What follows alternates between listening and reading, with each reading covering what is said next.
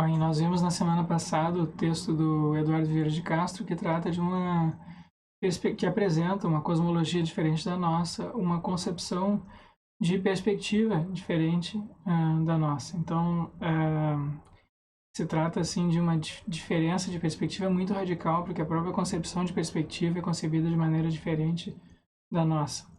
Nesta semana agora a gente vai discutir, né, esse texto aqui do Thomas Sowell, que apresenta um conflito de perspectivas ou perspectivas diferentes internamente à nossa própria cultura. E esse é um conflito que pode ser, já foi descrito em termos ideológicos, né, isso que ele pretende fazer, entre aquelas pessoas né, que são mais conservadoras e as pessoas que são mais, digamos assim, progressistas. E o Thomas Sowell é ele próprio um conservador, ele é um economista conservador, mas então vai ser interessante depois a gente confrontar esse texto dele aqui com o texto do George Lakoff, porque o Lakoff pretende também explicar fenômenos parecidos com esses que o Thomas Sowell está explicando, mas em termos linguísticos. E o Lakoff faz isso a partir de uma perspectiva assim mais progressista de esquerda, né? Então a gente vai ter dois pontos de vista, mas eles dizem coisas parecidas. Eu queria depois poder traçar esse paralelo, né? Interessante. Então vamos ver aqui, com um conflito de visões, esse livro de 1987, depois teve uma, uma reedição há uns 12, 13 anos, e agora a gente tem uma tradução brasileira.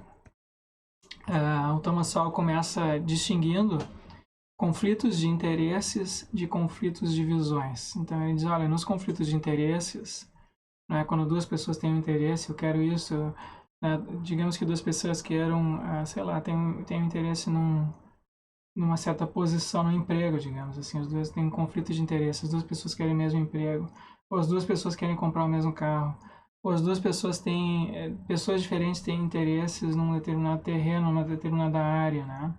Uma quer construir um prédio ali, a outra quer que ele seja preservado para uma praça pública, sei lá, alguma coisa assim. Nos casos de conflitos de interesse, é mais ou menos claro, né, o que está em questão e o que se segue de cada uma dessas escolhas.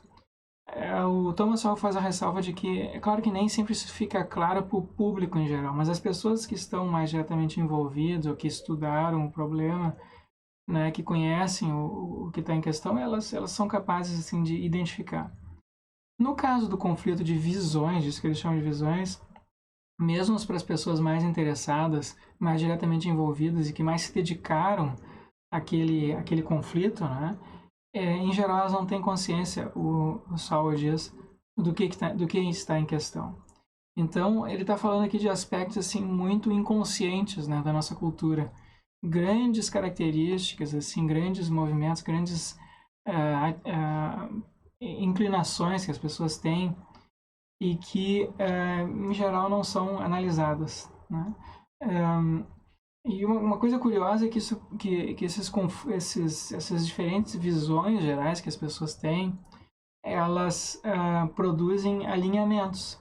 Então, por exemplo, a gente encontra pessoas assim conservadoras. Por exemplo, a gente tem aqui um conjunto de temas assim que foram debatidos na nossa sociedade, que vem sendo debatidos aí nos últimos 100 anos. Né? Qual deve ser a política do Estado com relação aos gastos militares, por exemplo? Faz sentido, por exemplo, um país que nem o Brasil, que não participa de nenhuma guerra, desde a Guerra do Paraguai, né? Claro, o Brasil enviou tropas para a Segunda Guerra Mundial, mas a participação do Brasil ali foi minúscula, né? Não foi uma guerra, digamos assim, do Brasil contra italianos, alemães. Enfim, o Brasil simplesmente auxiliou ali, muito modestamente. Não faz sentido um país que nem o Brasil manter um exército, uma aeronáutica, né, uma força militar. E a gente encontra, enfim, isso é um assunto que vem sendo debatido há bastante tempo. Outra, legislação sobre drogas, né?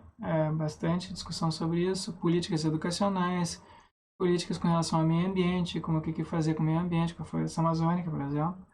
Política econômica, né? Mais liberal, mais intervencionista, enfim, mais conservadora, enfim, que tipo de política. E o curioso é que se a gente sabe a opinião de uma pessoa a respeito de um desses assuntos aqui, quaisquer, a gente pode inferir a opinião dela a respeito dos demais com um razoável grau de acerto. A probabilidade de uma pessoa que tem uma opinião particular sobre um desses assuntos aqui ter opiniões que se alinham a um certo grupo nos outros, embora esses outros não tenham nada a ver, né? Então, o que tem a ver, por exemplo, gastos militares com política ambiental, por exemplo? Em princípio, a pessoa poderia ser levada até, poderia, né? Ser, por exemplo, uma pessoa que é favorável aos gastos militares e não e ser favorável também à preservação ambiental e restrita, digamos assim, ter legislação rígida, né, com relação à preservação ambiental ou uma política econômica intervencionista que distribua a renda ativamente, né, que o Estado tem um papel ativo. Então, em princípio, não haveria nenhum impedimento, né, para uma pessoa ter uma opinião sobre um assunto e as opiniões dela sobre os demais assuntos serem decididas caso a caso. Mas, em geral, não é isso que acontece. Em geral, quando uma pessoa manifesta a sua opinião a respeito de um desses assuntos quaisquer, e também vários outros, a gente pode inferir com bastante probabilidade de acerto qual é a opinião dela sobre os demais assuntos. E a razão disso, segundo o Sowell, é que as opiniões das pessoas sobre esses assuntos e muitos outros são motivadas, são produtos, né, de visões e não de uma reflexão específica sobre cada um desses assuntos. Então o Sowell diz assim, olha, visões, elas não são teorias, não são opiniões explícitas, elas funcionam como uma espécie assim de mapa implícito da realidade, né? É um guia que as pessoas usam para se orientar e se locomover no mundo sem conhecer os detalhes. Então, se a gente está numa cidade desconhecida, a gente pega um mapa e a gente se orienta mais ou menos sem nunca tendo estado lá, sem conhecer, na verdade, a cidade. Tu pode andar de metrô, aqui tem um mapa, por exemplo, do metrô, se não me engano, isso aqui é de Berlim. A gente pode andar no metrô de Berlim usando esse mapa aqui sem conhecer nada na cidade e mesmo sabendo, né, que esses mapas são simplificações, porque as linhas de metrô não são retas, assim que nem no mapa aqui. Vocês podem ver que as linhas do metrô aqui ou elas são horizontais ou verticais ou estão num ângulo de 45 graus. Mas não é assim que as linhas de metrôs efetivamente elas são curvas, né?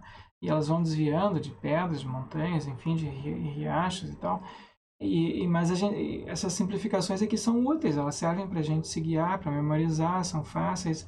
As distâncias entre as estações aqui são regulares, né? E na vida real elas são bem irregulares. Então, visões são simplificações da realidade. Elas deixam de fora muitas coisas. E o Sowell diz que essas visões também são intuições, elas não são teorias, elas não são produtos de reflexão. Elas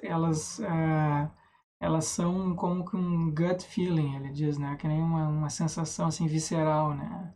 Uma intuição, uma espécie assim de visão do todo, sem que isso seja produto de uma percepção das partes. E é algo que se apresenta como dada para nós. A gente não chega a isso por meio de inferências, de lógica, de demonstração, de investigação. A gente como que parte disso para depois investigar a realidade. E essas visões aqui que ele tá privilegiando, é claro, visões sociais, tá? Visões de processos sociais.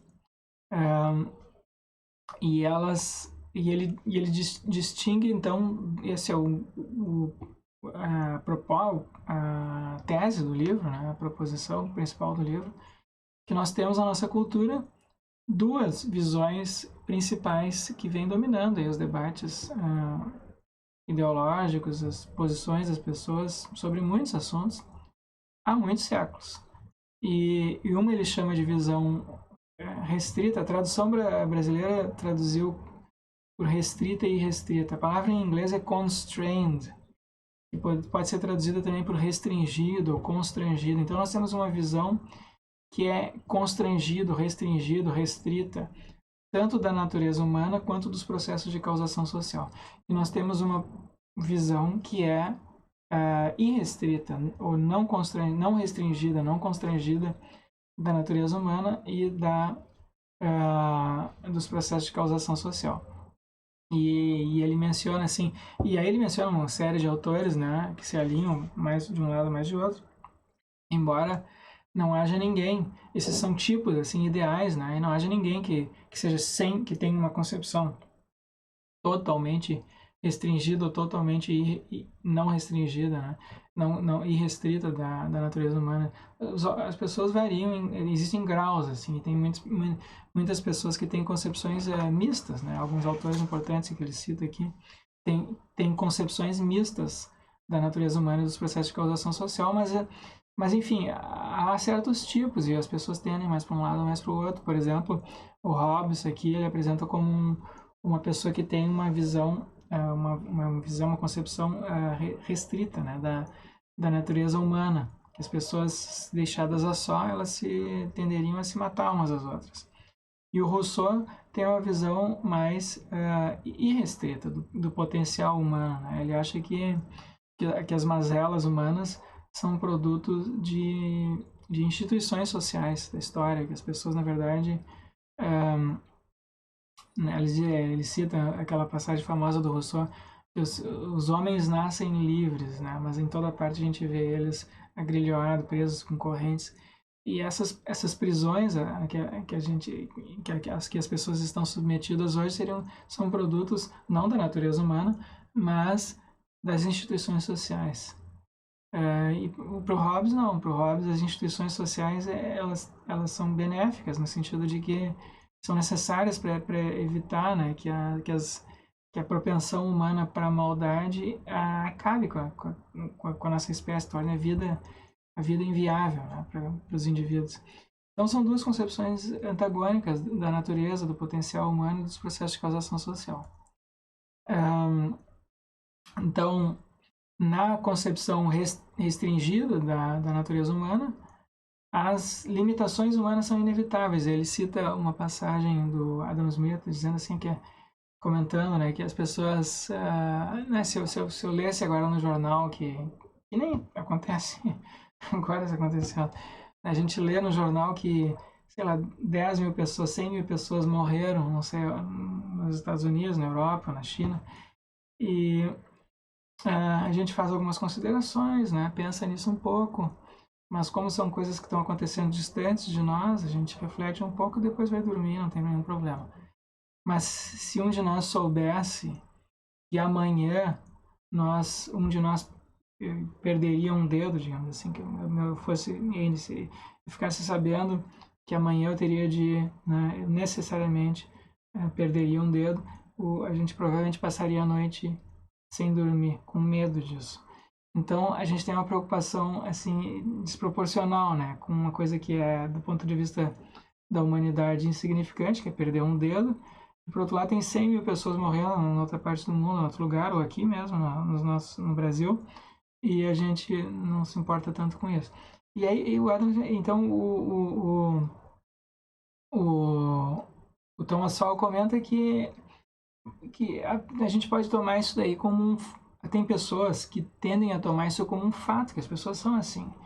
E que é inevitável, né? Que esse tipo de limitação, de predisposição, de empatia seletiva, assim, ou preocupação seletiva, né? Com as mazelas humanas, é um fato que as pessoas são assim e que a gente pode tentar mitigar isso, né? Mas esses fenômenos são inelimináveis, fazem parte da natureza humana.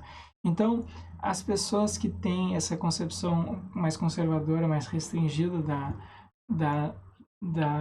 essa visão mais restringida, elas tendem a ser mais céticas, né? Com relação à natureza humana, com relação aos potenciais humanos. E a virtude, por excelência, para essas pessoas é a prudência, né? A gente não pode nunca querer resolver, encontrar soluções ou achar que que a sociedade vai ser perfeita, que os seres humanos serão perfeitos. Os seres humanos sempre serão imperfeitos, sempre haverá mazelas humanas. O que a gente pode fazer é tentar ajustar o nosso modo de vida a isso, levando isso em consideração, né? Então, o conceito principal desse tipo, para analisar os processos de causação social nessa concepção, é o que o Thomas Sowell chama de trade-offs, que são, a gente não tem a expressão correspondente em português, geralmente se traduz por perdas e ganhos, que é uma tradução imperfeita, mas enfim, ele contrapõe esses trade-offs às soluções, né? Em vez para quem tem uma concepção restringida da natureza humana, não há propriamente soluções, tem trade-offs, tem perdas e ganhos. Tu pode ajustar aqui, ali, mas sabendo que isso pode ter efeitos, pode ter efeitos imprevisíveis ali adiante. Então, é preciso sempre uma boa dose de prudência nas nossas ações. Na concepção não restringida e restrita da natureza humana, o potencial humano é ilimitado. Então, os seres humanos são perfectíveis e a gente pode racionalmente buscar soluções para os problemas, soluções diretas para os problemas e mazelas que a humanidade enfrenta, né? Então, isso produz concepções diferentes da moralidade e da causação social. Então, por exemplo, os males, a guerra, a pobreza, crimes, né, que são fenômenos assim constantes na história humana. Para os mais conservadores, esses são males sistêmicos e inelimináveis, fazem parte dos processos sociais. A gente pode minimizá-los, a gente pode contorná-los, a gente pode tentar usar a propensão para a guerra de maneira benéfica para a sociedade como um todo, né? Em vez de ter desfechos assim violentos, ou enfim, ruins para todo mundo, a gente pode, enfim, usar essa inclinação para outros fins, tentar usar, né, com prudência. Mas os processos são sempre sistêmicos, quer dizer, assim, qualquer ação numa área social pode ter efeitos imprevistos noutra área social. E para quem tem uma concepção mais progressista, né, e restrita do potencial humano, os males, a guerra, a pobreza e os crimes são elimináveis. A gente pode, por meio de engenharia social, por meio de soluções diretas, por meio do raciocínio, criar. Então, é interessante que ele está contrapondo aqui essas pessoas que pensam assim, não são necessariamente de esquerda no nosso vocabulário atual, podem ser também liberais, né? Porque os liberais também buscam resolver muitas vezes os problemas sociais, econômicos, por meio de princípios racionais. Né, então, vamos aplicar esses princípios à sociedade, vamos reformar a economia, vamos reformar o Estado, vamos reformar o modo de vida das pessoas com base nesses princípios. E a mesma coisa faz uma pessoa que é, digamos, socialista, né, que se tentou fazer na União Soviética, por exemplo. Vamos reformar, ou em Cuba, vamos tentar reformar a sociedade com base em princípios socialistas. Então, tanto socialistas quanto liberais, né, são pessoas que buscam identificar os problemas, as mazelas e eliminá-los por meio desses princípios racionais. Os conservadores não. Os conservadores são céticos com relação à nossa capacidade de fazer isso. Eles são céticos com relação ao potencial humano, né? Eles acham que toda ação pode ter consequências previstas e a gente tem que se basear, portanto, não menos em princípios racionais e de engenharia social, de intervenção, mas na experiência acumulada do passado, que é uma experiência que é uma sabedoria difusa e impessoal, né, que não tá aqui ou ali. Os indivíduos, nós basicamente somos ignorantes da realidade que nos cerca, e por mais inteligentes que somos, sempre podemos deixar escapar aspectos relevantes da realidade. Então, há muitos exemplos disso, né? Por exemplo, assim, o uso, por exemplo, de agrotóxicos, né, na agricultura, a partir da década de 50, 60, isso aí inicialmente foi alardeado como uma solução para a fome mundial, né? Mas teve consequências imprevistas, que hoje a gente conhece, né? Com doenças, com desequilíbrio ecológico. Então, qualquer solução assim de engenharia social pode ter efeitos imprevistos. Então, no máximo, né, a gente pode pensar assim prudentemente em termos de perdas e ganhos. Se eu fizer isso, talvez aconteça aquilo. Mas o mais importante para esses pensadores é não romper com processos sociais que funcionaram no passado. E porque eles podem ter funcionado no passado por razões que a gente desconhece. Então é melhor mantê-los. Porque se a gente transformá-los a partir de inferências ou raciocínios, pode ser que essas transformações tenham consequências imprevistas. Então eles acham que existe uma espécie assim vale para os processos sociais o mesmo que vale para a evolução das espécies, né? A gente não sabe direito o que aconteceu no passado das espécies que fizeram que a gente tenha hoje, por exemplo, os seres humanos têm as características que têm hoje, outros bichos e plantas aí têm umas características que têm. Esse processo de seleção adaptativa às circunstâncias ambientais produziu milhares assim de mecanismos biológicos que a gente está recém começando a conhecer, né? E então intervir, por exemplo, fazer engenharia genética, isso pode ter consequências assim imprevisíveis, a gente não sabe. Então vamos acabar com a malária, acabando com os mosquitos, vamos jogar DDT em tudo. Bom, acabou com os mosquitos, aí tu tem um efeito assim gigantesco na cadeia alimentar, né? E, enfim, sempre há essas consequências imprevistas. Por outro lado, as pessoas que têm uma concepção mais assim otimista, mais positiva da natureza, do conhecimento, tendem a confiar mais nas capacidades racionais dos seres humanos de encontrar soluções. Né? Claro que essa capacidade não é igualmente compartilhada por todo mundo, porque a maior parte da população é ignorante. Então existe essa confiança nos especialistas, na elite, né? Ou na vanguarda, né? E elas sabem o que é melhor para a população como um todo.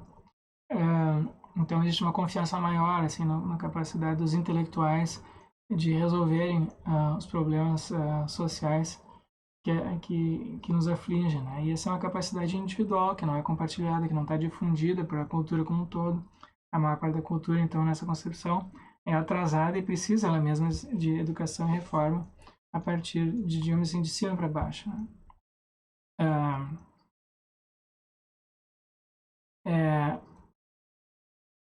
A racionalidade também, nas duas concepções, é vista de maneira diferente. A racionalidade na concepção restrita é uma propriedade sistêmica, ela não é necessariamente articulada, ela pode ser inconsciente. A gente pode ter. Pode haver uma dissociação, a gente pode não saber direito por que está fazendo as coisas e, no entanto, isso ser. A gente pode não conhecer as causas de um determinado fenômeno, mas a gente pode mesmo assim optar por aquilo. A gente pode ter uma razão para manter uma determinada estrutura social, um processo social, mesmo sem saber direito o que está causando aquilo. Porque no fundo a gente nunca conhece completamente os processos, as causas dos processos sociais. Por outro lado, as pessoas que têm uma concepção mais otimista e restrita da natureza humana tendem a achar que a gente pode sempre articular explicitamente, né, as razões, encontrar as causas, né? Existe essa confiança de que não é mistério, não é enigmas insolúveis, mistérios insolúveis, né, no universo, nada que nenhuma questão que a razão possa se colocar que ela mesma não pode responder, né? Essa confiança, né, que fez parte, assim, existe uma vertente muito importante do iluminismo que foi caracterizada por essa concepção, né? E contraponto disso seriam os românticos, né, no século XIX. Também essa divisão produz concepções diferentes das leis. Então, para os mais conservadores, as leis evoluem de costumes, e para os mais progressistas, as leis são deliberações racionais. Então, isso dá mais margem, né, a um certo ativismo jurídico aí que o Thomas Sowell considera enfim, negativo, né, criticável. Também com relação às políticas sociais, produzem atitudes diferentes. Os mais conservadores tendem a exigir mais liberdade, menos intervenção, porque os benefícios sociais de qualquer política social são sempre indiretos, né? A gente tem que deixar que os processos aconteçam por conta própria e colher trade-offs, né, perdas e ganhos desses processos. Então, os benefícios são sempre indiretos. Então, por exemplo, tem gente que defende a economia capitalista nesses termos, né? Embora os agentes individualmente sejam egoístas, a ação egoísta individual produz um efeito sistêmico que é a acumulação da riqueza e a longo prazo, a médio prazo, isso produz um enriquecimento social geral maior. E, de fato, isso aconteceu nos últimos 100 anos. A gente teve um enriquecimento gigantesco, né, da humanidade toda, né? E isso foi, sobretudo, acentuado nos países capitalistas.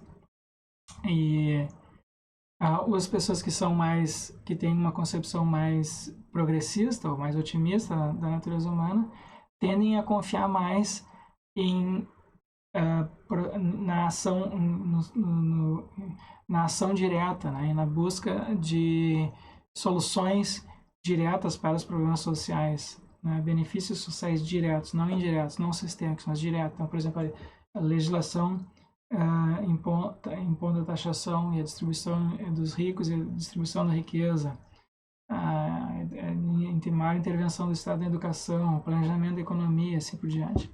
Né? Então, se busca minimizar, né, mazelas, por exemplo, a pobreza, criando diretamente mais igualdade, diminuir a criminalidade por meio da ação direta na educação, aumentando a educação e assim por diante, né?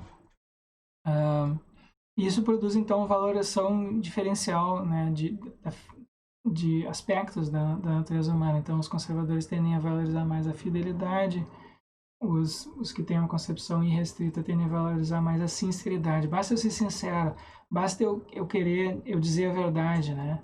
Basta eu buscar isso e a intervenção direta, assim, a ação direta, honesta, né, pura, digamos assim, vai produzir os efeitos desejados. E os conservadores acham que não. E nem sempre é bom, até ser sincero. Às vezes isso traz às vezes é ingênuo, e a ingenuidade é ruim, do ponto de vista social e psicológico, a ingenuidade é sempre ruim, né? Ela pode produzir efeitos assim trágicos, uma pessoa pode ser sincera e estar equivocada, né? Então ela tende ela se torna mais suscetível, uma espécie de hubris. Enfim, os que têm uma concepção restrita da natureza humana tendem a valorizar mais a maturidade, por oposição aos irrestritos, que têm a concepção restrita, que tendem a valorizar mais a juventude, o potencial, né? A ordem, para os mais conservadores, a desordem é inevitável, sempre vai haver uma boa dose de desordem.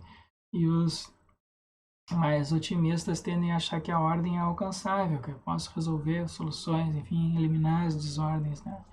Então, atitudes diferentes. Então, e aí ele menciona no capítulo 5 do livro alguns casos híbridos dessas visões. Um caso é o marxismo. Os marxistas, o Marx tem uma concepção restringida do passado da humanidade, né? Ele acha porque os processos sociais são restringidos e determinados até dependendo da leitura marxista, determinados por processos econômicos. Então, não adianta tu ser bem intencionado e humanitário se tu é um capitalista, porque tu vai estar inevitavelmente explorando outras pessoas e assim por diante. Então, existem certos mecanismos assim econômicos, né, que engendram certos resultados e produzem aí as ideologias correspondentes, as atitudes correspondentes, a divisão de classe, enfim. Então, não tem muito como tu fugir disso. Então, o Marx tem uma concepção bastante restringida do passado da humanidade, mas ele tem essa visão assim irrestrita do potencial humano no futuro, com relação ao futuro, né? O comunismo teria essas possibilidades. Então, ele mescla as duas visões na sua concepção, né, de sociedade.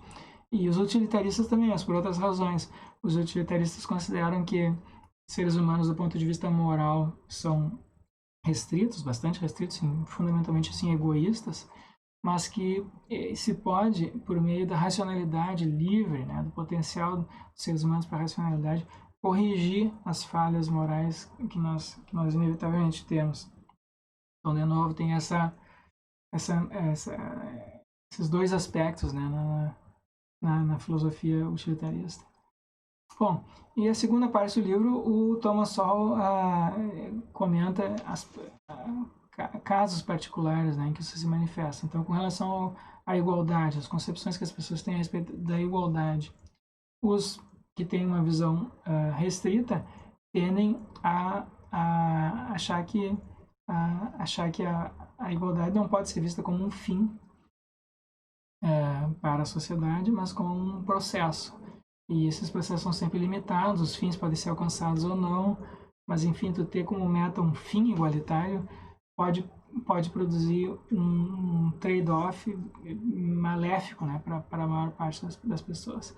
E o que pode causar maior ou menor igualdade são processos sistêmicos e não intervenção deliberada nos processos sociais.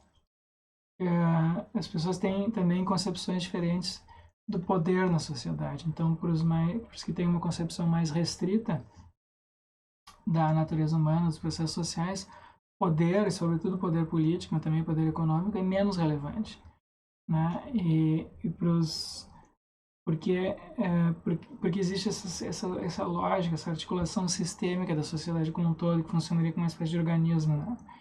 E para os que têm uma concepção mais irrestrita do potencial humano, eles tendem a achar que poder é sobretudo relevante porque as intervenções diretas são possíveis, né?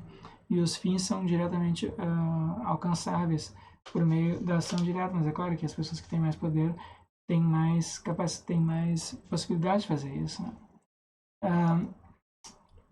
Se produz também concepções diferentes a respeito da guerra e dos crimes, que para as pessoas que têm concepções restritas tendem a ser inevitáveis. É inevitável que haja guerras.